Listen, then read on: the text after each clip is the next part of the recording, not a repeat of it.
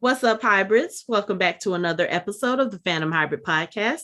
This is Hanako, and I'm here with Anthony, Lori, and Mike, and we are discussing episode 3 of the Wheel of Time series. And this episode starts out, pretty much picks up where we left off in episode 2. Episode 2, we see that Nynaeve is alive and well, and so we get to see how she is alive and well in the very first part of this episode. And I will say, if I don't know nothing else about Nynaeve's character through the rest of the season, I know that she is a badass because she took on a Trolloc and whooped its ass. Nynaeve was Rambo. Like she literally came out of the water like Rambo. Like yes, like slowly coming up and like, you know, I have expected her to go and like, you know, like whine and shit. But yeah, I agree. She is a total badass. Like I'm not fucking with her. And I think like what's his name really wasn't trying to mess with her either. Like when she had the sword at his throat, he was kind of like, all right, I gotta talk my way out of this. I don't think I can mess with her unless I really catch her off guard. Because she was like, she's like on top of shit. I was like, fuck, dude. And then when she threw that braid back, like, who else wants? I was like, okay, so we have established that you are a badass. Okay. Yeah, that first scene tells you everything you need to know about Nynaeve's character. Yeah. She is fearless. She's clever. She will fight.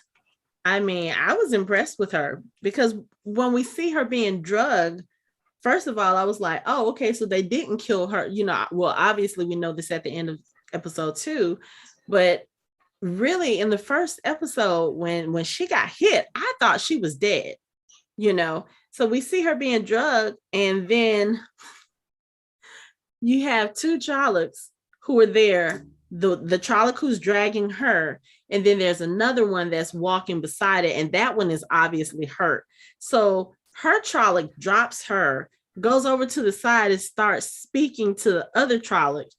And of course, I don't know if they actually speak in a way that we would understand, but there's no kind of like subtitles or anything. They're just talking. And obviously it's like you can imagine the conversation. One dude is like, yo, I'm real hurt. And the other dude is like, but can you go on? He's like, no, I don't know if I can do it. Oh, okay. No. See, it was really like one dude was like, yo, I'm really hurt. And the other was like, yo, I'm really hungry. I was like, hey, what? And then he started eating his friend, and I was like, you know, and it's funny because I was rewatching this, and I'm also editing one of mine and Casey's Walking Dead World Beyond episodes from the late fall. You know, I have several episodes that I'm working on, like trying to get out the backlog. And we were talking about the walkers and, you know, like the live people, and how if you're in a situation for so long, that might end up being what happens, the whole cannibalism thing. And I was like, so I'm dealing with this on 2 shows now. Okay. All right. What the fuck do I watch? Like, really? You're just going to eat your boy because whatever? I guess he was like, okay, well, let's not let this go to waste or so. I don't know. That was really, and Nynaeve was like, oh, that's how you do your friends? Let me get the hell up out of here. And she takes off running. Now, here's the thing about her running away from him. And this is what I notice in a lot of shows, movies, whatever. Why y'all got to run with your mouth open? You think they don't hear you? And then, well, if you need the oxygen, you got to gulp the oxygen. And if you're running, you can't be trying to breathe through your nose and run. You know what? If I have to choose between being in pain, breathing through my nose, and being in pain, letting this Trolloc take my intestines out so he can have dessert, no. Yeah. Well, the key is she may not have known this, but the Trollocs were trying to capture her, not kill her. So that would, you know, but she probably didn't know that. Well, plus she had just gotten back to being conscious, so she probably was in no condition to be running anyway. Mm-hmm. Like she just got dragged from her village to some distant part of the woods. So there's no telling. Like she has no wind. Like she literally is like, she got dragged. She had plenty of time to rest and catch her breath. She was out though. She's being dragged by her ponytail. You know her head hurt. She got dragged by her hair. Struggling. She's probably in pain. Her poor scalp. Bless her heart. You wake up. Your scalp is hurting. Your scalp is hurting. You're cold. Oh, sorry. Your scalp is hurting. You're cold. You got these big ugly monsters eating each other. Get up and fucking run. Just run. Okay, so at least she didn't trip. So what you just said ties into something that was said later on in the episode. So I'm gonna remember that. And she did. She did trip, didn't she? No, but she didn't trip and get caught again. Oh, okay. Like, yeah, she didn't. Like, yeah. Mm-hmm. Like like the horror trope. Like, no, please, and none of that shit. She went into that spring, and my daughter was like, girl, you better dip your head. I said, well, that's a hot spring. She was like, oh. So I know she was trying to keep her head above that water, like, And as soon as he got close, she was like, all right, let me get up under here. And then when he started like stabbing, I was like, okay, so where did she go? Because it's not like she could have gotten up without him hearing her. I was really confused. I was like, wait, how deep is that spring? Yeah, it's like the size of a hot tub. Like, was she swimming around his legs? Like, how did she not bump into him? She stayed against the wall because he was stabbing in the middle. Yeah. She just stayed against the wall while he was still in the middle stabbing in a hot tub, like a 4x4 hot tub. I mean, I don't have a response. She's naive. I mean, what else? Okay, she's a badass. She's a badass. Sure. She's Rambo. I mean, let's just start the episode off establishing that she is a badass. Oh, okay, that's what we're doing. Okay, all right. So we see she's a badass, and now she's got Lan by the throat, and I'm just looking like, I think I said this in the first episode, or was it the end of the end of the last episode? I was like, I can see a fight between them, but no, I ship them. Like, even at this point, I ship them, and I will go ahead and say I know what happens in the rest of the season. I don't know if that's going to be an actual ship, but it's obvious there's like some strong attraction there, and I'm here for it. I'm here for it. That's all I'm going to say. So anyway, I ship him with her more than I ship him with Moraine.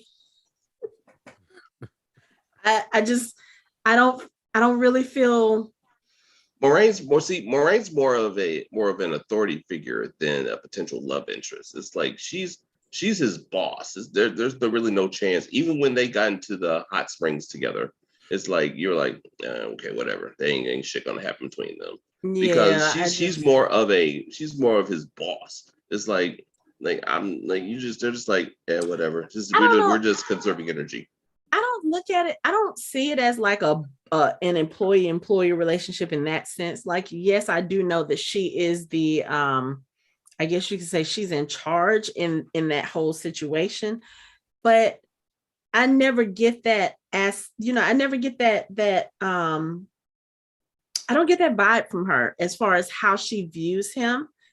When you see other characters who are paired with other people or who they are obviously the superior, a lot of them make it known that, hey, I'm your superior. I don't get that vibe from her. I get a vibe of there's a lot of trust there. There's a lot of respect there. And there is some kind of emotional connection, even though I don't think it's really in that sense. It's not. I see what you're saying. But I really, I mean, there's not a boss like relationship between them, but there's definitely a platonic relationship. There's no like, I don't think there's really a chance of them even. Because I don't think they think of each other like that. I think because they have set roles in it. Like she's who she is, he's who he is, and that's it. and they're good with those roles. Well, I'm just saying, as far as the Aes Sedai and the warders, knowing that that relationship can encompass any type of bond.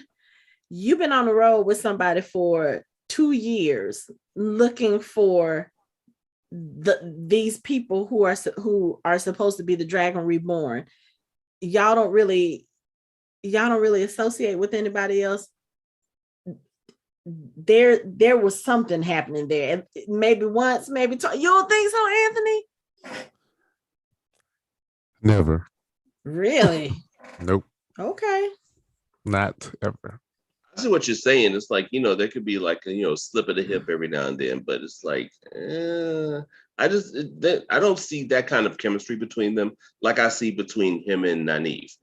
Like I could definitely, like, with the tension that they have between each other, I could definitely see that before I could see him and what's her name? I just can't see it. It's one of those situations for me where it's really hard to separate what I know about them in the book from how they are on the show, but it's more like a therapist-patient relationship, and he's sort of like the patient that is providing a service for her. It's like a bodyguard. It's really interesting type of relationship. Okay. I can see that. I can see that. So, okay. But yeah, no, I'm just joking. I'm just being silly, but it's like, everything that we watch, people are always trying to pair people up like, okay, these are the two main characters and this, that, and they're supposed to be together. And it's like, sometimes it just don't go. I'm hoping that's not the direction they were trying to go with this show, as far as like those two being together, just companionship wise. And then, with the hot tub scene, I'm hoping that was just to kind of like put the feeler out there, but just to put it out there and not really to like cement anything. Because I don't see that's. No, that was just fan service for women that wanted to see his body. That's just it. Like I mean, I'm not mad. I'm not mad at all. I think they're also trying to show the closeness of a warder and the Aes Sedai without actually trying to explain it. On screen. Okay. They kind of do later, but at the jump, they just want to do kind of a real quick thing so they can move forward. So yeah, what's the best way to put that? Yeah, let's put them two in a bathtub together. Okay. Yeah. Naked together, but actually no romance, no sex, no anything. I get it. In a steamy hot tub. Oh. Yeah, I get it. But okay, let's go on to the 4, because we have our group that's splintered because of Matt's dumbass actions in Shadar Logoth. Shadar Logoth. Okay, yeah. I don't know why those two words together, it's so weird trying to put them together for me. I don't know why. But so you have Matt and Rand.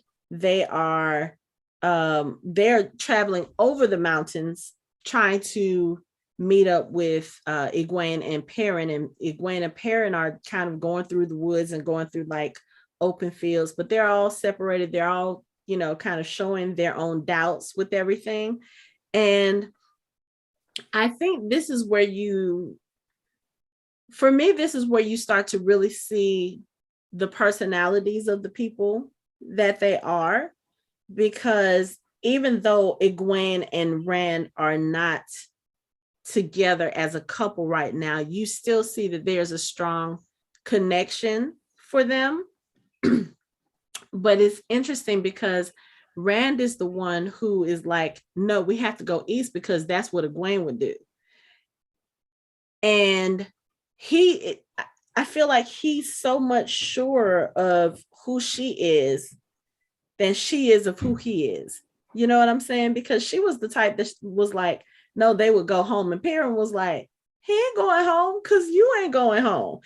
And right. He knows you're not going home, so he's not going home. It's just one of those things where you kind of see like how strong those bonds are between all of them.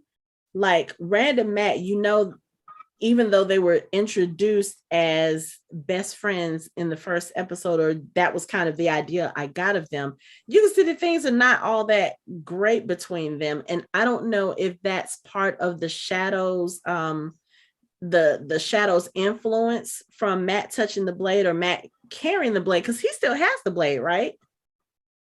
Yeah. Yes. Yeah. So I don't know if that has to do with that darkness influencing him, or if he's always felt kind of like overshadowed by Rand or something like that. But you get to see a lot of that in this episode. Like, Rand is really trying to keep his spirits up. He's trying to keep Matt's spirits up. He's joking with him like, yeah, we just went through this really traumatic thing, but I'm going to try to keep us in a good place. And Matt is the one that's being like such a dick. And I'm just like, dude, what is your problem? Like, I don't know. Matt irks me right now. I think I ranted about this before, but the one thing that I don't like about the show is how they've done Matt's character, because this characterization of Matt is not how he is in the book. He's not dark and brooding and emo like he is in the show. He's much more lighthearted, and we saw that in the first episode. Yeah, he's much more, even in the darkest of times, he still is making some snide comments and being very snarky and funny and witty. Here he's just go away, dude, and just go away. I don't like him at all.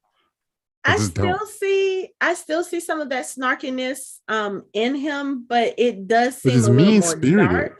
But that's why I'm saying I wonder if that's the darkness coming off the blade that's kind of getting into him and making him be a little bit more. It's kind of like with Ron, Hermione, and Harry with the Horcrux. Every time they carried the Horcrux, a part of Voldemort's soul was kind of corrupting them a little bit. I kind of get the feeling the blade is doing that too. Right. Well, since you brought that up, did you hear the theory about because Harry was a Horcrux, that's the reason why the Dursleys treated him the way they did, was they were being influenced by him as a Horcrux? The Dursleys were just assholes. Or at least Vernon Dursley, and Petunia was just following behind her husband, because you saw when they got ready to leave Privet Drive and it was just her and Harry, she had just a little bit of not necessarily niceness, but civilness towards him. But yeah, we won't. Yeah, okay, but I think it feels like they made Matt like this because you say you saw a little bit of it in the first episode. I kind of a little bit, but he was still brooding and dark and not very happy.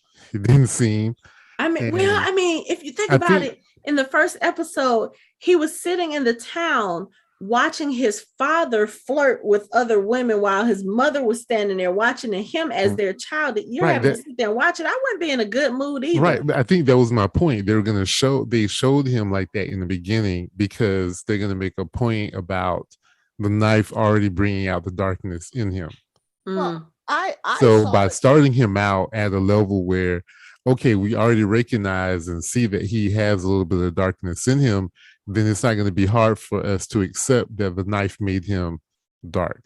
Because if you start him out as lighthearted, which he does in the book, and then he gets the knife, and then he starts taking his turn, they had to condense everything down for us to understand these characters. The same reason why they gave Perrin a wife and had him kill her, because they don't have the time to show us that he's just an introspective person who keeps to himself and everything is internal. Okay. So they had to give us a reason. So the same thing with Matt. They had to give us a reason to think, okay, well, yeah, of course the knife is going to make him dark. He already had some darkness in him and the knife attached to that darkness. So I can see why they did it that way. I just don't like it. I saw it a little bit different. Whenever there's a group of friends, close friends growing up, you always have a kid have a role or a position, so to speak. So you've got the kid who doesn't have a mom, that's Rand. You've got the kid who's got a little bit more money. That's Egwene. Her parents own the tavern. You've got the kid who sort of stands out a little bit different. That's Perrin. You've got the kid who may not have as much money, as much opportunity, but they're still part of the group, and they kind of ignore that they have to give him a sandwich at lunch because he doesn't have lunch money. That's kind of the vibe I get from the show about him. But from the book, Anthony's right. It's totally different. It's more like they have to, like the characters, there's so much inner monologue in that first book with the characters that they had to translate it in a way that was believable and quick for the TV series. Okay. So that's just my 2 cents.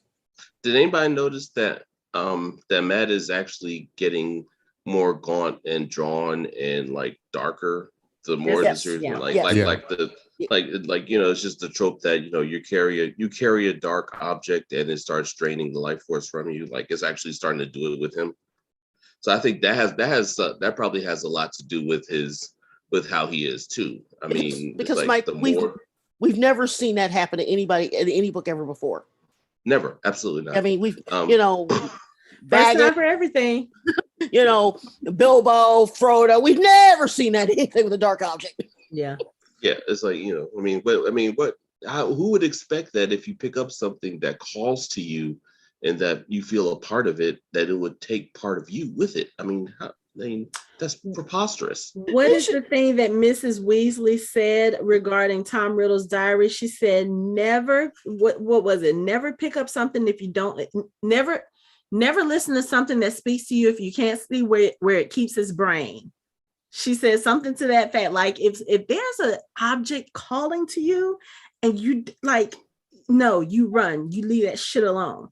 Yes, but if something's calling to you that doesn't have legs, arms, or a mouth, just no. Yeah, stay away.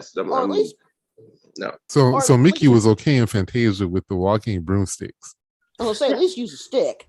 Did you see how that turned out? No, he was not okay. No. Well, yeah, that's true. But see, here's the thing. I believe truly that the way that this was set up with these characters, it is a classic D&D Dragonlance, they meet at the end and they go on their adventure type of a thing, which we see in all fantasy books. But what makes this different is that Robert Jordan created it just different enough that you're hooked, but you're not hooked like you would say for Shannara. You're hooked in a way where you're like, I actually want to see where this is going. Granted, like I said in the first episode, they shortened some things because it took Rand, his dad, 14 days to get to town. And then it took him another 5 days to get back to town, but that's a different story.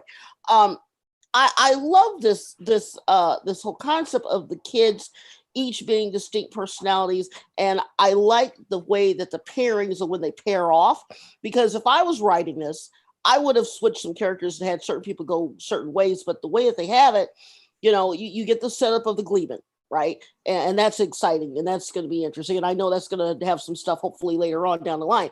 But the configuration of how they split is interesting, meeting the Tinkers and stuff like that. So yeah, it's kind of cool. I like the introduction of the Tinkers because anytime I can see Maria Doyle Kennedy on my screen, I'm happy.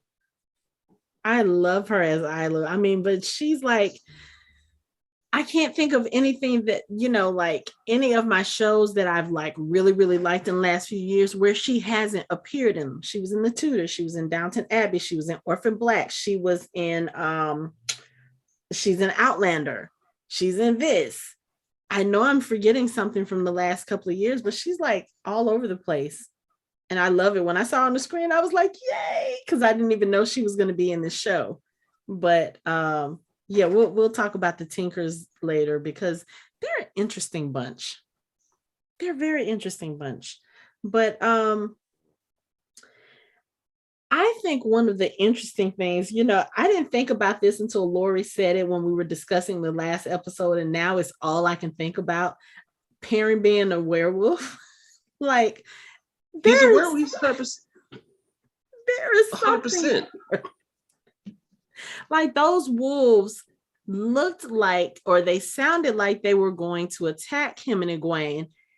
And all they were doing was pushing them out of the forest and pushing them on the path that they needed to go, because as soon as they got them out, like all of the yipping and all of the chasing after them stopped, and they sat there at the forest like, you're welcome. Yeah. You know? I mean, it's like, look at it like this. There's no chance in hell that Perrin with a hurt leg and Egwene being Egwene, we're going to outrun a pack of wolves. What does that mean? Egwene being Egwene. What does that comment mean? She's a small woman who takes small steps. Wolves, you think she can outrun a pack of wolves? Do you think she can outrun a pack of wolves? Mm-mm.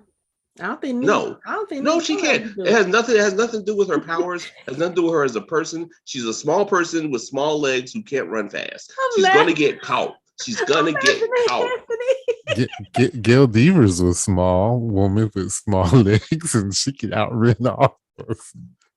We're not. See, you're gonna make me. We're gonna start taking this into an entirely different level that we don't need to take it to. Anthony sat there and picked up his beer like, I'm gonna sip on this beer instead of tea. Look, man, I'm saying she could not outrun a pack of wolves. That's my point. And Perrin still has a hurt leg. And what's he gonna do? He's gonna outrun him, fall down, then they're gonna come lick his leg and be like, all right, get up again. Go on, keep running. Does he still have a hurt leg? We haven't seen that leg lately. I mean, or did the wolves heal it? He probably did heal it after licking it and like, ew. But it's like, yes, it just goes back to like him actually being able to talk to the animals. He's basically Dr. Dolittle now. It's like, you know, he knows what they're saying and he knows which way to run. Because you notice when they were running, he was like, wait, we gotta go this way. It's like the wolves were telling him like they're running the wrong way, and when they were growling and yelping at him, he was like, "Oh shit, no, we gotta go this way," and he switched direction like in the middle of them running. So that's 100% him being able to tell that which way he needed to go, and probably getting help from the wolves. But he was scared about it too. Like, I'm not embracing it. I'm not. Nope. I know this is what probably happened, but no, I'm ignoring it. This didn't happen. Look, he's just like the great Michael J. Fox in the epic movie Teen Wolf, where he gets the powers, but he just doesn't know what to do with them, and he doesn't know how to accept them. It's like, you know, it's only a matter of time. See, I can't even think that far back because it's been so long since I've seen that Teen Wolf. I think Scott McCall and Tyler Posey. They ruined it for you. Yes, they ruined it for you. You get props of the podcast for beating me to a Teen Wolf reference. That's what I'm here for. That's what I'm here for. But I mean, I still think that if he's not a werewolf, he just had the bite or whatever happened to him has given him an innate sense to communicate with animals and figure out what's going on with them. So we're saying don't say the bite did it. No, I'm just saying. Okay, fine. I know. He's okay. If he's not a werewolf, I'm just throwing this out there. If he's not a werewolf, then he could possibly be sensitive. He could be some sort of a person who has an affinity for animals that can speak and communicate. You know, the animals. You know, a la Aquaman. It could be anything. You know, but just like Antonio on Encanto. Yeah, Encanto. Yeah. I haven't seen that movie. I'm not gonna confirm nor deny whether or not he's a werewolf, but I will reiterate what I said the last time we talked about this show. Remember how authors and writers have different interpretations of what a werewolf is. True. And I would just keep that in mind. Okay. But I'm not saying he didn't get bit, right? That scratch was from the Trollocs. He was okay, that's what I thought. Okay. Yeah, I say he's sensitive and can communicate. That's what I say, because, like I said, we have, with all the different magical systems that we see with the Aes Sedai and this and that. Don't you think that if there was some sort of werewolf type of a creature that was long-standing, they would know about it? I mean, you know. Well, I mean, we're still only 3 episodes in, so who's not to say that it might show up later on? Okay, remember, the breaking of the world was 3,000 years ago. a lot of knowledge, a lot of things were lost when the breaking happened. The breaking took place over 100 years or so. Yeah, that's a true. lot of things were lost. It's literally like if everything that we have now and we're plunged into caveman times. Like that's what they had left after the breaking. Many things, a lot of knowledge was lost. And I'm gonna say this, and I don't really think this is a spoiler, but you remember in if you remember in Game of Thrones, when the dragons were awakened, it caused a lot of other magic to start. It's as if magic had returned. This is true. So in the Wheel of Time, the dragon has been reborn. The final battle is upon us. We are nearing the end of an age. So the wheel is putting things in place that needs to be in place for the final battle to be a fair fight. Okay. So the wheel has now spun out not one Ta'veren, but 5 Ta'veren, which has never happened before. Right. So we have 5 Ta'veren, and they're all very different. Also remember that any man who could channel was destroyed or killed. What if that man wasn't channeling? What if he was something else? And he was killed because he had an affinity, let's call it that, for a particular animal. So the wheel has now, I'm saying things that were gone have sort of returned. Right. They haven't been very powerful Aes Sedai. None of the Aes Sedai or current Aes Sedai are as powerful as any of the Aes Sedai from 3,000 years ago. None of them. They don't even come close. Okay. They're nowhere near. Even the Armelin, none of them. You can put 3 or 4 of them together, and they're not even as powerful as one of the least powerful Aes Sedai of the time 3,000 years ago. Okay. So all these things are starting to come back. So there are things that are lost. People who may have other types of powers that aren't related to channeling have returned because they're needed for this final battle. Okay. Yeah. So and like so, having said that, what if the guy that got killed that they were chasing in the first episode? What if he was he wasn't a Dragonborn? Maybe he got blessed with the gift of maybe talking to the dead or talking to like the spirit world, like because he was alone, he was running alone, but he thought he was running with somebody and he was talking to somebody and they were guiding him. So did he get a gift of talking to of communicating with the spirit world or something like that? Just like Perrin can talk to animals and Matt can pick up stuff that he's not supposed to pick up. And Rand can brood moodily and almost get himself killed all the time. Rand can also knock down a door that, technically speaking, he should not have been able to knock down. So yeah, I can't wait to get to that part. Yeah. Okay. So you're right, because one thing I told you before, I don't know if they're going to talk about it, but women cannot see men channel. So there has to be other things that they look for to find a man that can channel. So if a man is doing something weird, like talking to spirits, that looks like he's going crazy. So he must be a channeler. Well, he might be a necromancer and they don't know what that is. So they're going to kill him anyway. Right. Well, that's why they're not this.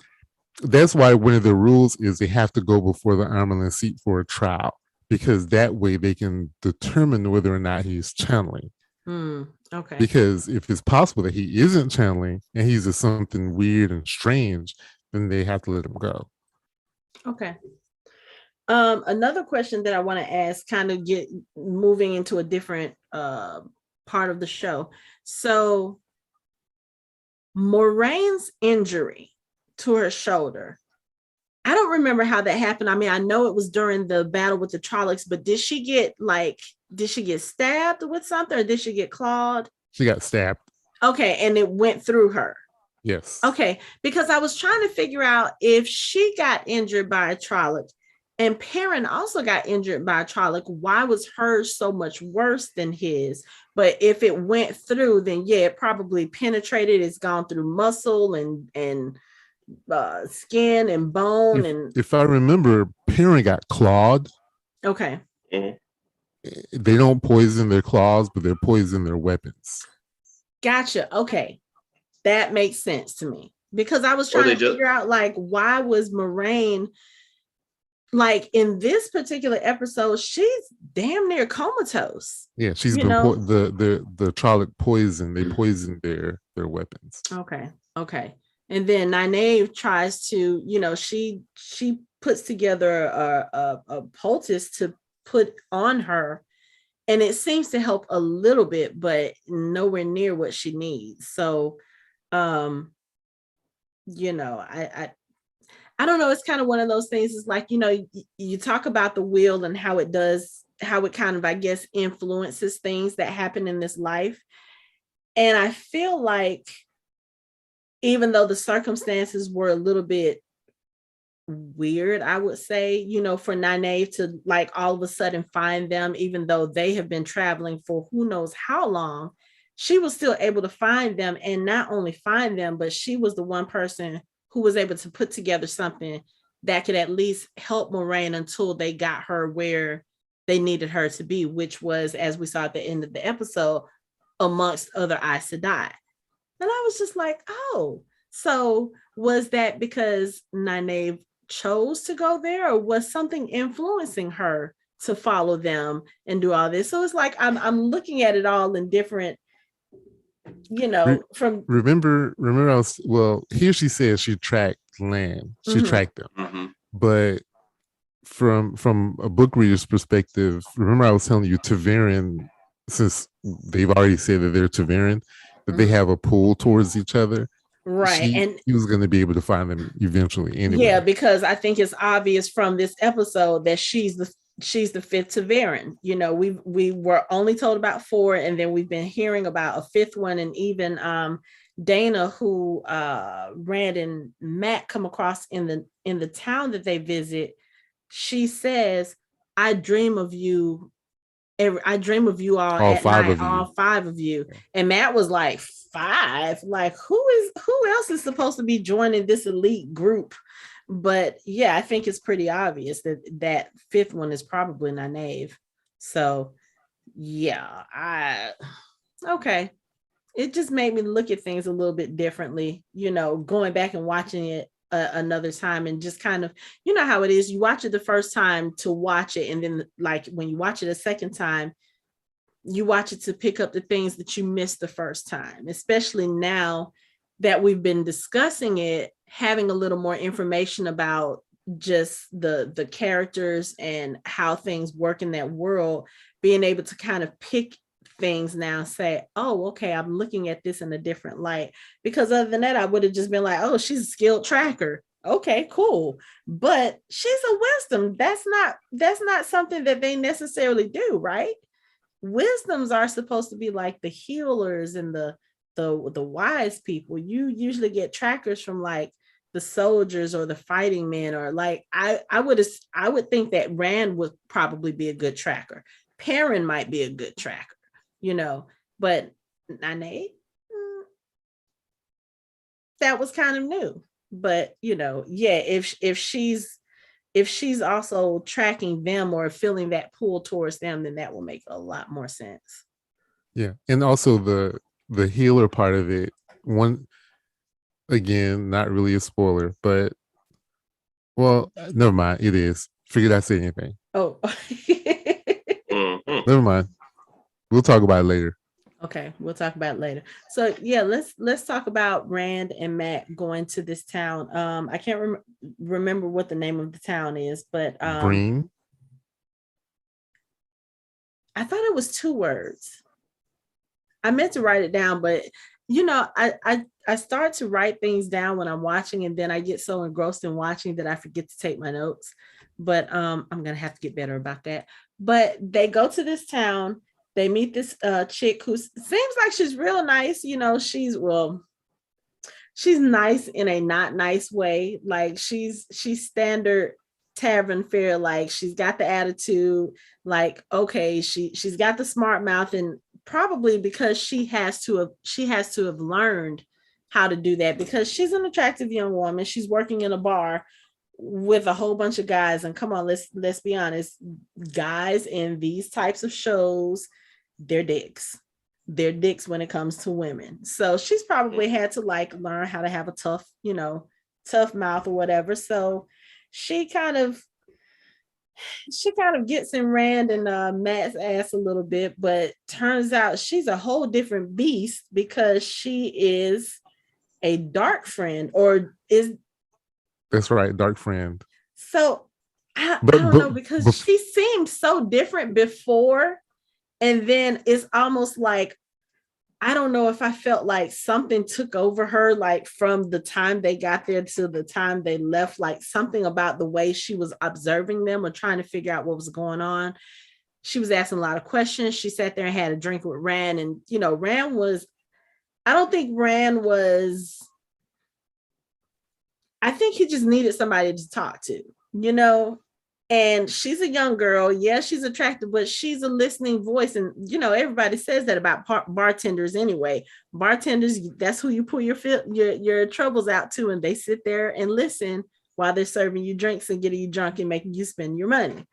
But I don't know, something about her, she seemed different. And I don't know if there was like a particular switch that she flipped, or if she was just that good and she was like, oh yeah, let me be friendly to them. And then, once she got to that part where she tried to kiss me, he backed off. She was like, oh, all right, switch flipped. Let me show you who I truly am.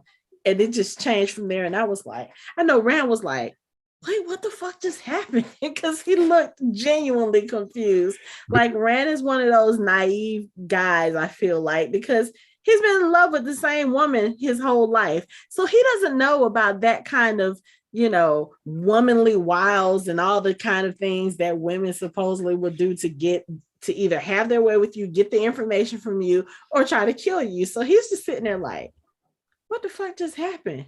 This dude, I don't see. Shut up, Mike. I don't want to hear. No, Anthony, you talk, because I know Mike is going to talk about how much he doesn't like Rand, and I don't want to hear it right now. No, go ahead, Mike. Go ahehed, Mike. You have the floor, Mike. You know what? I'm about to mute both of y'all. I'm just. He just irks me. It's like he's one of those characters. Like in every show, there's a character that the way they act and the way they don't do things, or the way they do things, you're just like, this motherfucker. He's young, how he is, and he's naive, and he has probably never ever looked at another woman except for Egwene. Except for Egwene, yeah, and it shows. You know what it reminded me of? Anakin Skywalker. The Mask. Nope, I'm talking about The Mask. So, in the movie The Mask, where Stanley Ipkiss is running away from the cops, and the friend that he has who works with him, it comes against him and takes him to her loft. Yes, Jim Carrey. It takes him to her loft, and they start talking, and he's like, they get kind of close, like they're almost going to kiss, and then the bad guy comes in at the last moment, and she gives him the mask, and is like, okay, this is what happened. Like she turns on him like at the last minute. That's what that kind of reminded me of. It's kind of an obscure reference, but I mean, The Mask is one of my favorite movies. I don't care. I love that movie. I get the Anakin Skywalker reference a little bit better. I think that. Whatever. First of all, I'm taking my time back from the gentleman from Kennesaw. Really? I reclaim my time, sir. All right, Max Waters, calm down.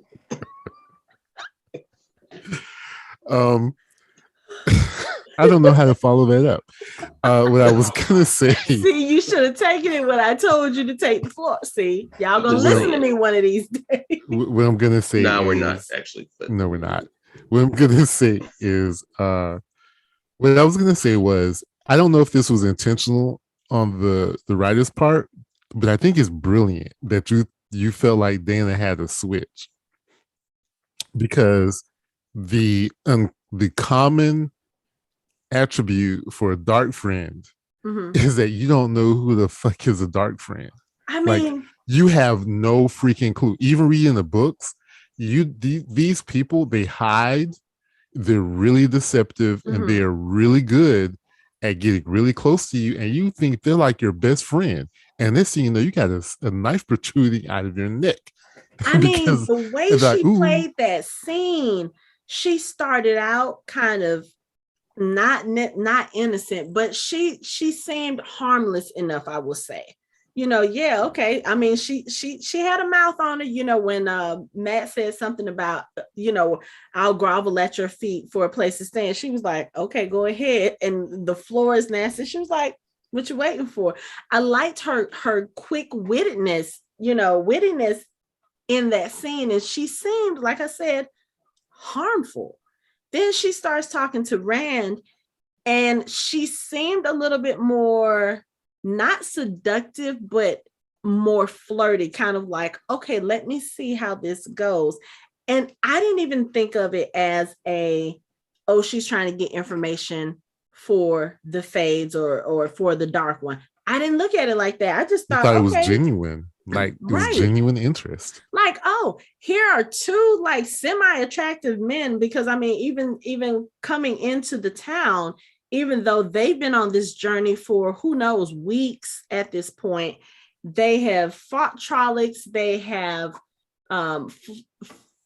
fled a shadow city.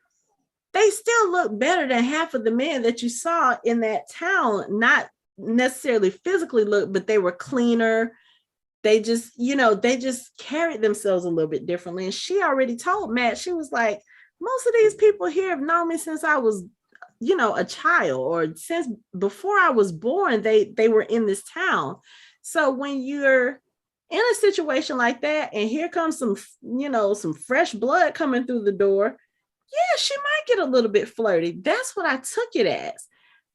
But the moment he rejected her kiss, it's almost like everything about her changed. Her facial expressions changed. Her body language changed. Y'all know I talk about this all the time. I pay close attention to facial expressions, body language. She flipped that switch so fast. I was like, wait, what the fuck just happened? It was flawless. Like, she was like, from I shouldn't have done the braid, should I? Like and Rand is just sitting there like, what are you talking about? She said, reminds me too much of her. And he was like, who? Because if you think about it, Rand only mentioned a girl when he asked about his friends.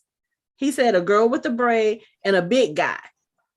That didn't necessarily, I mean, nothing about the way that he said that would have given me the feeling of, oh, he's pining for this girl. He just basically was like, yo, have you seen some people our age come in? That's the only time he mentioned her. So for her to turn around and be like, oh, the braid, does it remind me too much of her? And he says, what? And I was like, oh, that's not weird, because he mentioned the girl with the braid at the beginning of the thing. Then she says, Egwene. I was like, oh, shit, you in some trouble. Yeah. But the thing about in the books is you don't ever really know who is a dark friend until they reveal themselves to be a dark friend. So it's not like they take actions or they do things that make you think, oh, this person's a dark friend. Right. Sometimes you have no freaking clue until they do what she did and they flip that switch. So I think it's a brilliant way to introduce a dark friend. Because I would have thought it was the singer first. I would have thought it was him. And he turned out to be the one to help them, man, let me tell you. Or the old pickpocket. I would have thought it was the old pickpocket who just would have snuck up on them and then shanked them while they weren't looking. No, because the old pickpocket would have been for me, it would have been too obvious. You take the guy that literally just, you just basically buried a body with, but you actually got to know them, got to know him a little bit enough to give him your real name. And then, also the dude was like, yeah, you come from the Two Rivers. And he was like, I never said I was from the Two Rivers. He was like, everything about you says the Two Rivers. The way you walk, the way you look, the way you talk, everything about you says that. So your stubborn attitude.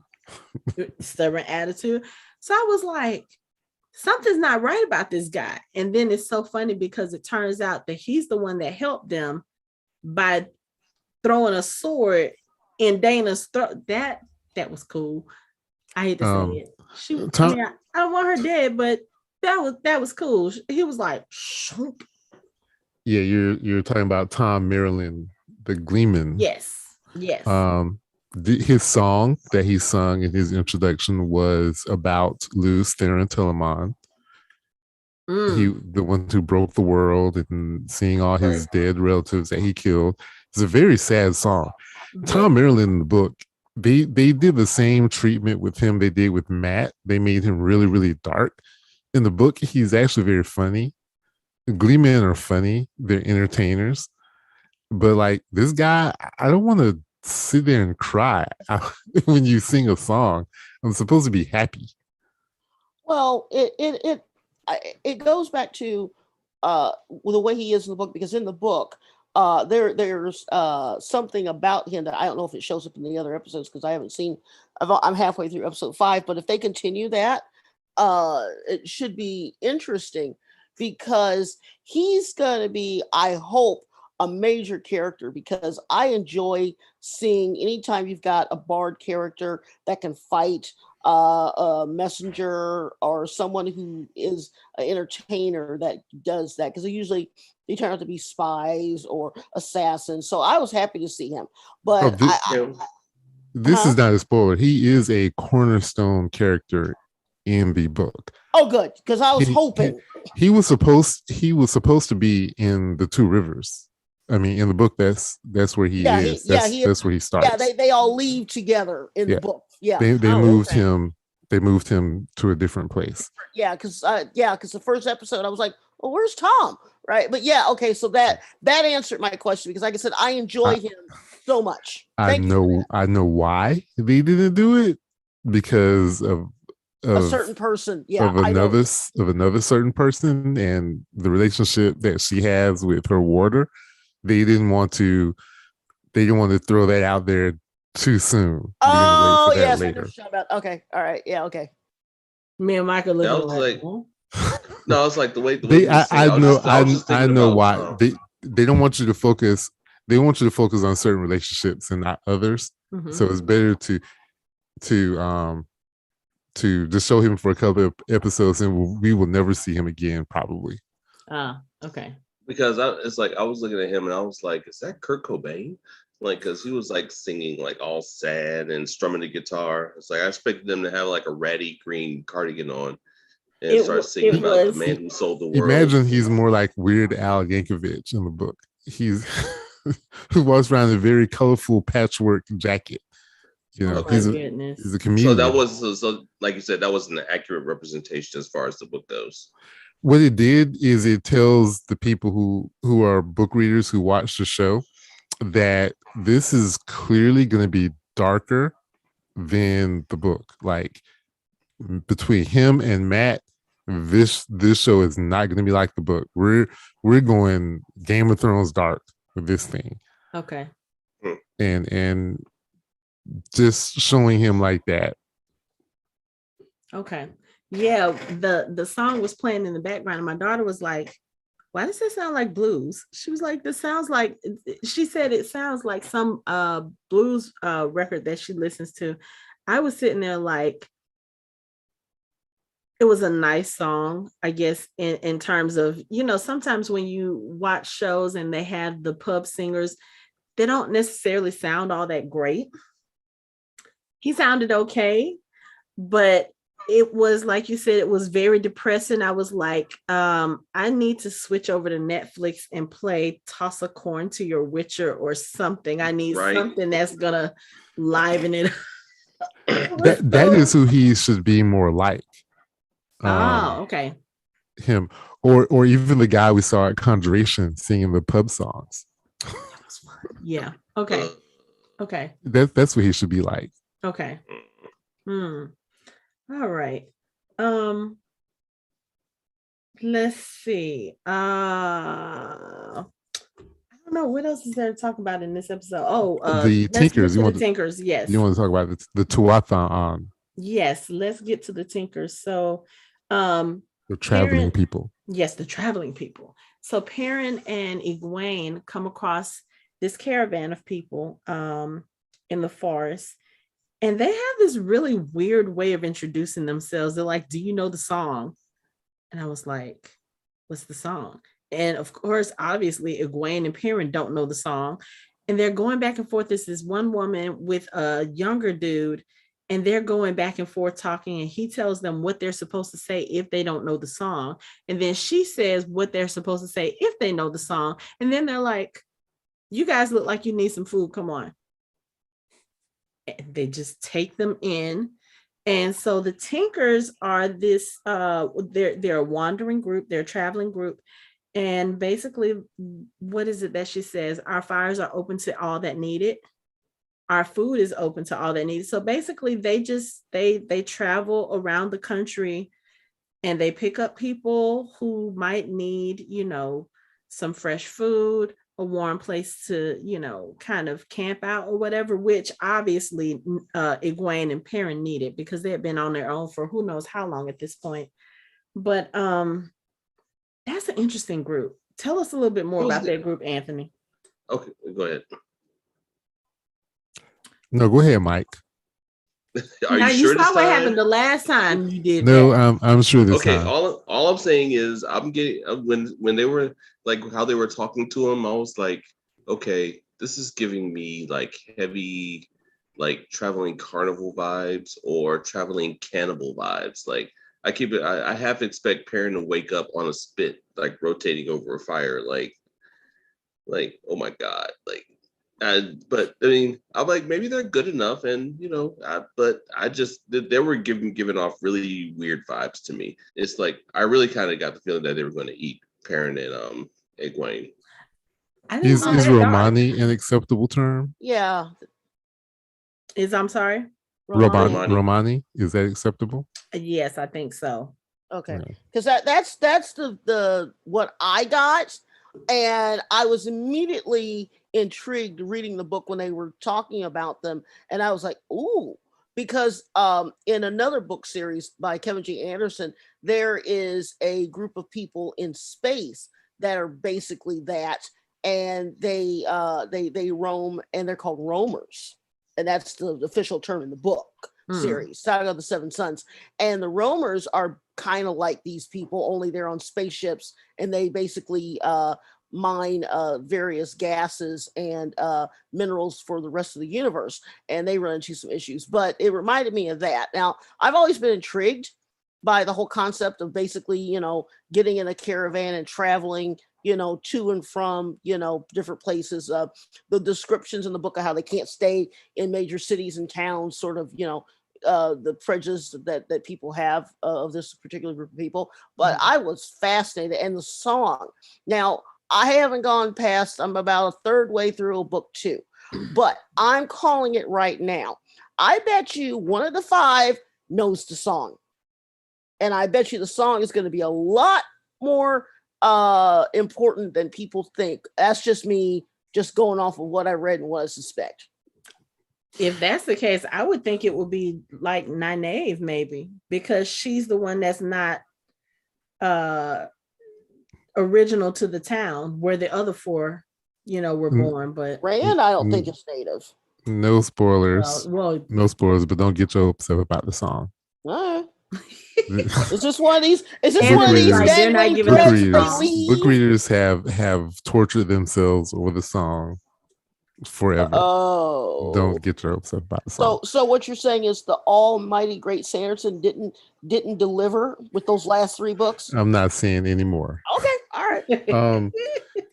There's the Shannara series. There are rovers who are very similar. Forgot about that. You're right. Forgot about that. The rovers weren't they in like I only saw like the first 2 episodes of season 2 of Shannara, but weren't they in like the first episode of season 2?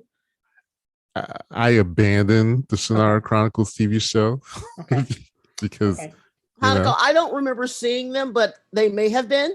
Okay, I was trying to think of the people that Eritrea ended up with after everything that happened with I think that was the rovers.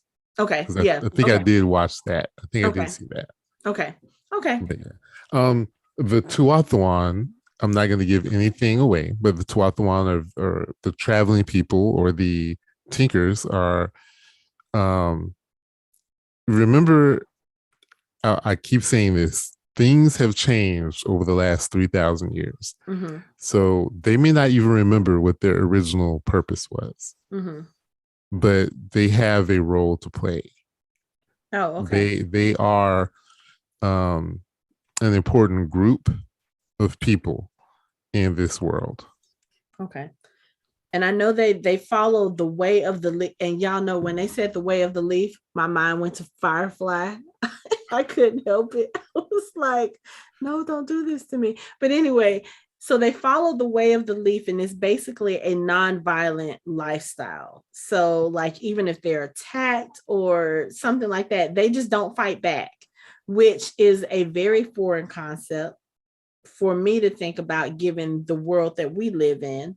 But they really are a people that kind of practice peace, right? So when we learn their history, when we learn where they came from, it will make sense. Okay. But yeah, they're an interesting bunch, but I like them because they took care of Egwene and Perrin. So I like them. And Maria Dora Kennedy is the leader, so I like them. Now, Anthony, they have benefited, I will say this, but they have benefited from being very open to other people joining them and marrying into their families and creating offspring that don't look like who they're descended from.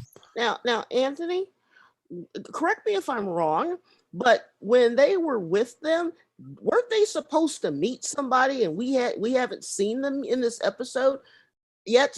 Yes, he is not with them. That's what I thought. Okay. Yeah. Okay. She's talking about the same thing they did with Tom. They moved Tom in a different spot. They have also moved this other character that we've seen.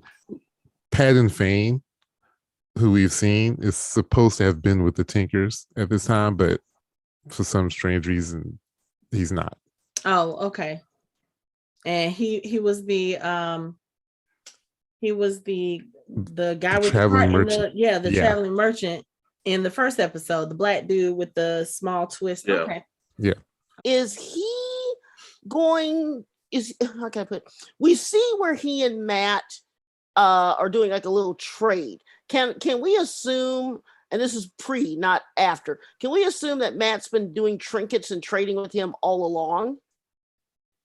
And I thought that was the impression I got when they were talking. Mm-hmm. That's what I thought. I just because I didn't know if that was a one-time thing or not, because I was thinking it has to be more than one, because they were able to strike up a deal very quickly. So Padan Fain was, and we're going back to that first episode, but Padan Fain was basically their link to the outside world for the Two Rivers. Okay, that's what I missed. Okay, they remember the Two Rivers. They were very welcoming, and they do get merchants and things, and people come in and out for their wool and all that stuff. But Padan Fain brings the news of the world to them. So they stay pretty secluded. Yeah. But he when he comes, he knows that they want to know what's happening in the world. Like when the merchants come to trade for the wool, they get the wool and they leave. But now he kind of hangs around for, a week or two, telling stories of what's going on in the world. He brings like newspapers for them to read, and So Matt, that was the impression I got in that first episode, because when he was trading with him, he was like, well, not this time. I don't have anything for you now. What you got for me? So they've traded before. Okay. All right. So there was another. The person who was hanging in the town, or who was hanging in the cage in the town when Rand and Matt got there. He's called an Aiel. The Aiel. The Aiel. Okay. Are they going to play prominently into the story? So I don't want to give away too much about the Aiel, but the Aiel are a people who live beyond the spine of the world. In this world, the spine of the world is a mountain range, I think to the northeast, and on the other side is a vast desert. And so they think of them as the Freemen. They're basically the Freemen from Dune. Okay. They live in a desert. They're divided up into clans. And it's a very harsh environment. They have these very harsh rules they live by. They don't use swords. There's a reason, but they use spears. They have spears. They don't ride horses unless they have to. Okay. Yeah. So they just walk everywhere? They run everywhere. Oh, run. Oh, okay. Okay. Yes. And in the books. So very physically adept. Okay. Yes. Gotcha. Yes, they are. Because of the harsh environment they live in. But you'll learn more about them as a show. I guess as the seasons progress, we'll learn more. Okay. But everything you need to know.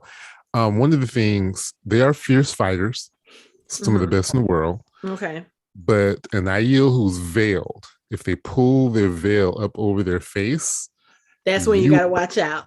You are gonna die. Okay. That's what what is the term for him? He's a gleeman. Gleeman. That's I couldn't think of it. But yeah, that's what he told Matt. He was like, if the veil is up, that's when you have to worry. Yeah, when the veil is down, they're very peaceful. Okay. There are reasons, which will be a spoiler, but they are. They don't care for weapons other than the spear because they don't consider the spear. They're very defensive in posture, not necessarily offensive in posture. Okay. But if they need to, they will defend their life and their water to the death. And they have red hair like Rand. I'm sorry. You know where I'm going. And they take oaths very seriously.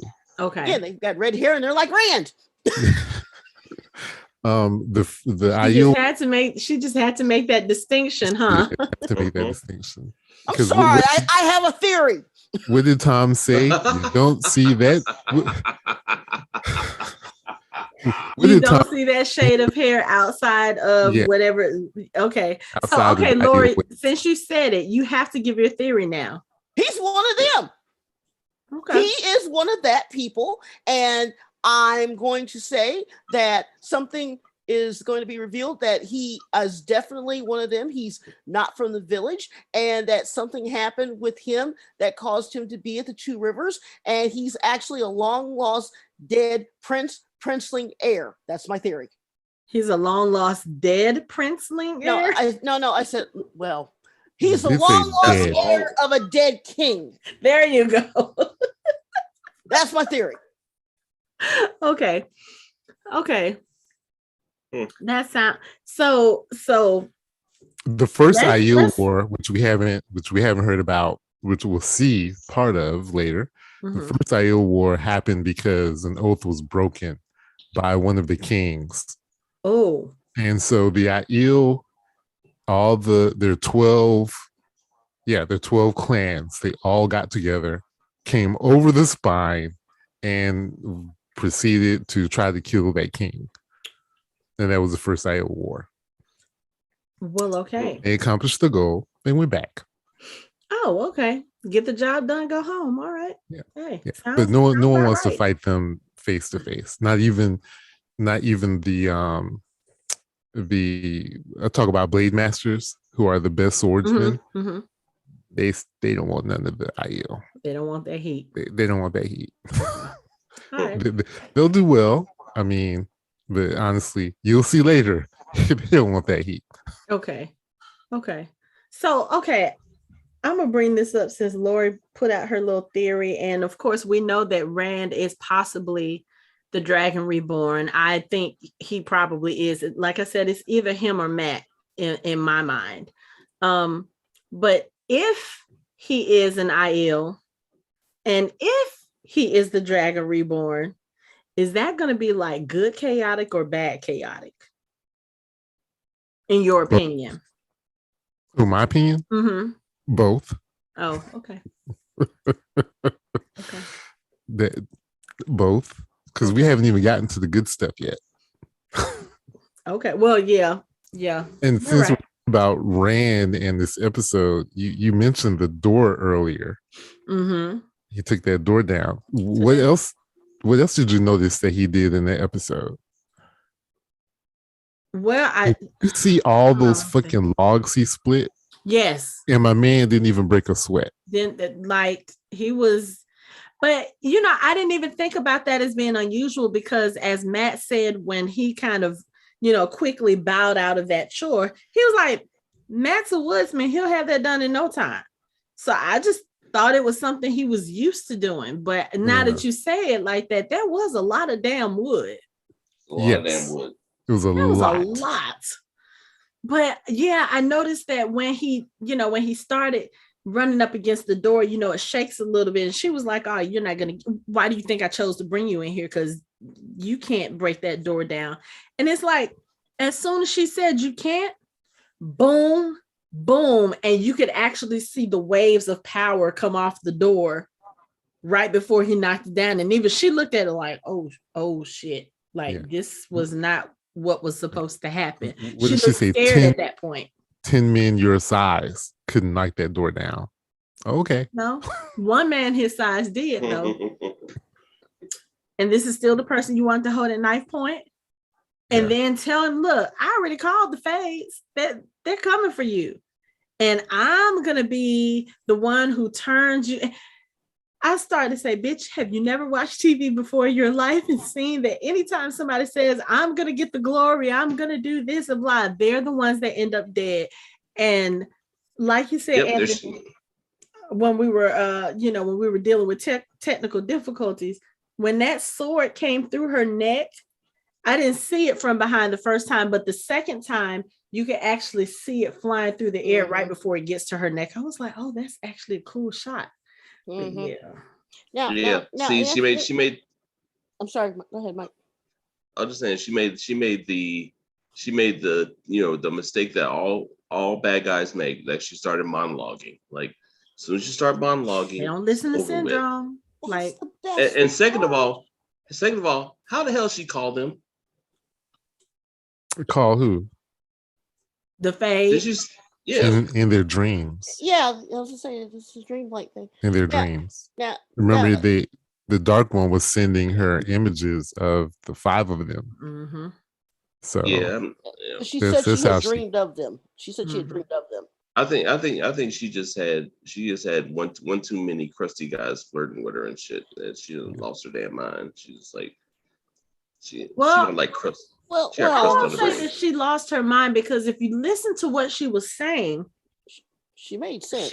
She made sense because she wasn't saying, "Oh yeah, you guys are the Dragon Reborn and you're gonna destroy the world and that's what I want." You know how you have all these evil minions when they're flocking to the bad guy. They're like, "Oh, he's gonna make this better for us," but the better is literally worse for everybody.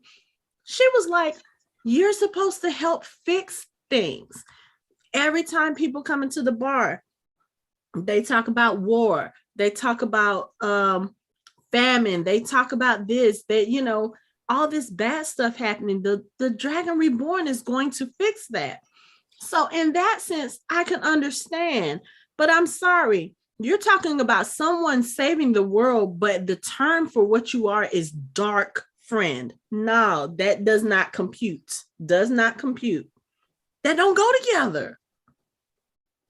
No, how you gonna save the world, but you're called a dark friend? You're supposed these people are supposed to save the world, but the person that you summon is either the dark one or a fade. There is nothing positive about a fade unless it's on your head and it's done correctly.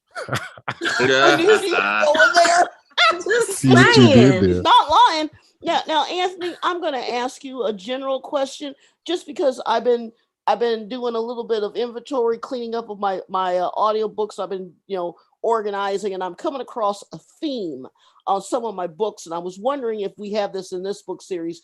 Are there any of the following? Nod your head once for yes, 2 times for no. Are there any fallen gods or any gods from other realms walking around? Okay. All right. No, that just thought I'd ask. You're good, Anko.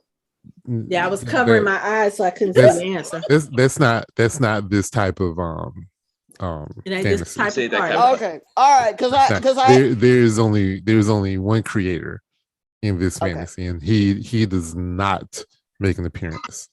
Okay, because like I said, I'm going through some of my stuff, and I noticed about 4 or 5 of the series that a pissed off god shows up again or comes from the outer realm. Yeah, no, that would make things interesting. No, this creator, he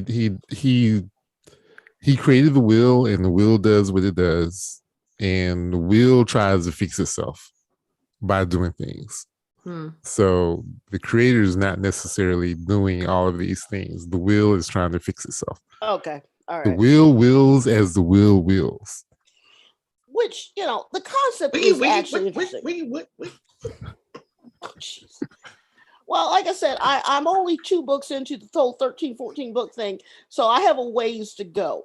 But I'm intrigued because the beginning of the Great Hunt, the first opening chapter, has me going, because I'm one of these people who I'll get bored, I'll pull out a piece of paper and I'll start writing out charts and stuff, trying to piece it together. Yeah, reincarnation is a very important thing in this world, because that's what the wheel does. Right. That's why we have the Dragon Reborn. Yeah, and I would assume that in addition to people, objects, and things that get reincarnated, concepts, ideas also get reincarnated. So yeah, that should be I mean, if you think about it, like you said with the Tinkers, you said they probably don't remember what their original purpose was, but some of the stuff they're doing, I mean, I kind of get that what Lori's saying, like the ideas, they kind of they kind of are reborn as well. Yeah, I mean, there are, again, 3,000 years. There are powers that have been lost. There are, because they haven't been.